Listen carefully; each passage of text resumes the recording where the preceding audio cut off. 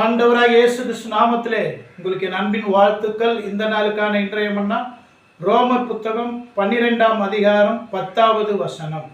சகோதர சிநேகத்திலே ஒருவர் மேல் ஒருவர் பட்சமாயிருங்கள், கனம் பண்ணுகிறதிலே ஒருவருக்கொருவர் முந்திக் கொள்ளுங்கள். அன்பான கர்த்தருடைய பிள்ளைகளே, பாருங்க, சகோதர சிநேகத்திலே ஒருவர் மேல் ஒருவர் பட்சமாயிருங்கள். ஒருவருக்கு ஒருவர் அன்போடு இருக்க வேண்டுமா? சகோதரருக்கு மாத்திரமல்ல, சகோதரிகளுக்கும் இது பொருந்தும்.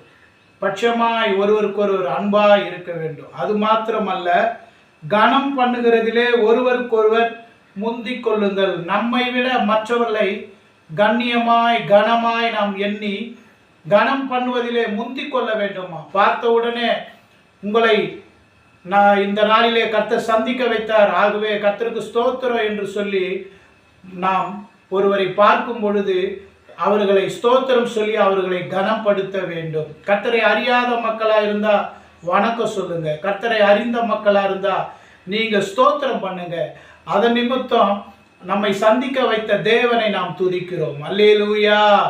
எல்லோருக்கும் இயேசு தேவப்பா, அவர் எல்லாம் வல்ல தேவன் தானப்பா. பட்சமாயிருப்போம், பரிசுத்தர் வழி நடப்போம், பாதைகளெல்லாம் செவ்வையாக்குவார். எல்லோருக்கும் இயேசு தேவப்பா, அவர் எல்லாம் வல்ல தேவன் தானப்பா.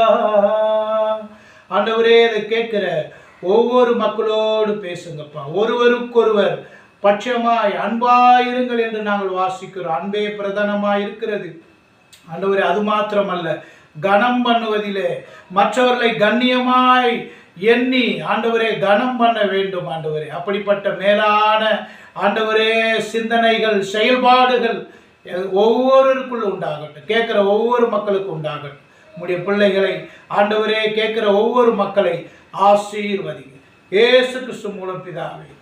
ஆமென். கர்த்தர் தாமே உங்களை ஆசீர்வதிப்பாராக. ஆமென்.